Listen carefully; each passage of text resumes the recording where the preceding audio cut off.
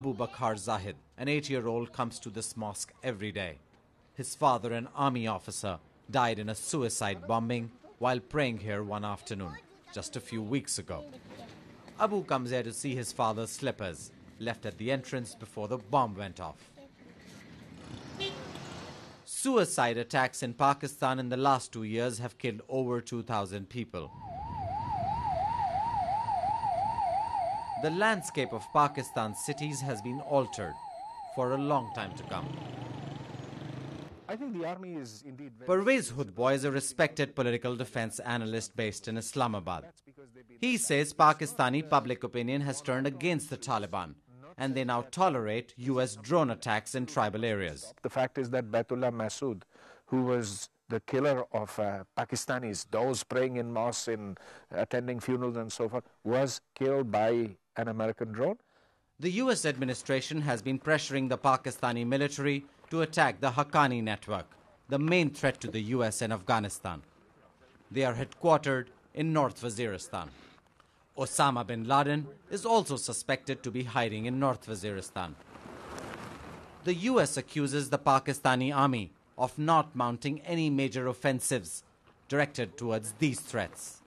The priority, army says, is to kill or capture the Taliban elements that have targeted Pakistan.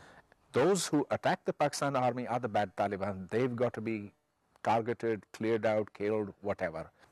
In spite of a lot of American pressure, the Pakistan army has absolutely refused to touch the Haqqani group, the Waziristan, the people in North Waziristan who are not attacking Pakistani, but they're attacking the Americans.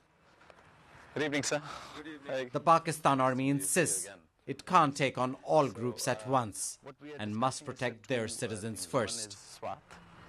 And Waziristan. We'll go to Waziristan first. General Athar Abbas is the spokesperson of the Pakistani military. It is said first things first.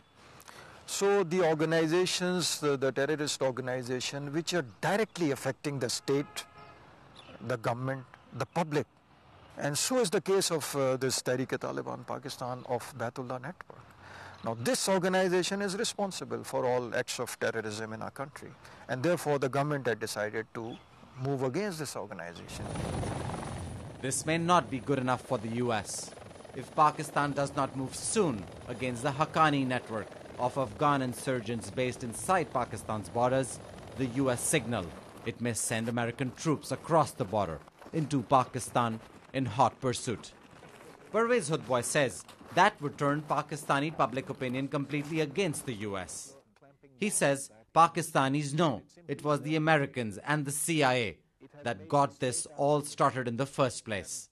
If you were to say, where does the genesis of jihad, global jihad, come from, I will point it squarely at the United States. It had made the fight against the Soviets a religious war. The fact is that the CIA distributed hundreds of thousands of Qurans to madrasas, to those who it was seeking to influence in Afghanistan. It succeeded brilliantly, but look at what enormous cost.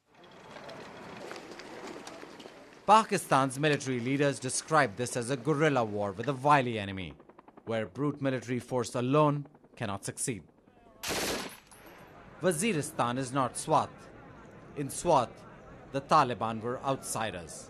In Waziristan, they are insiders. There are no village defense committees helping the army here. Dealing with the Pashtun tribesmen will need political will, deal-making, money, and cultural understanding.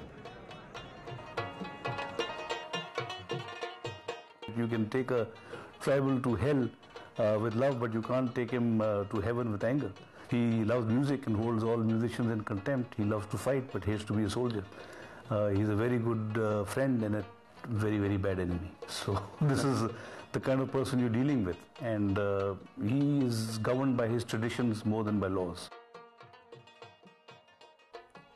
The US is part of a conflict that has roiled this remote border region for decades. The tribal areas are a kind of Wild West, one of the last holdouts against the seemingly inevitable expansion of the modern globalized world. The ambitions of the British, and then a century later the Russians, foundered here in the face of local resistance. The challenge for America and for Pakistan is to convert local resistance into local support. It won't be easy.